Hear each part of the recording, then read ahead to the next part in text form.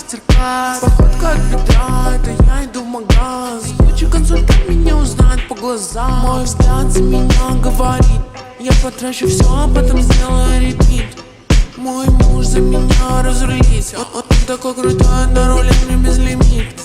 Это сладкая жизнь, как клубника в шоколаде. Люди говорят: ну сколько можно тратить? Не отходя от кассы, я говорю: хватит. Не предлагай мне скидку, ты что, не в адеквате? Однажды я уехал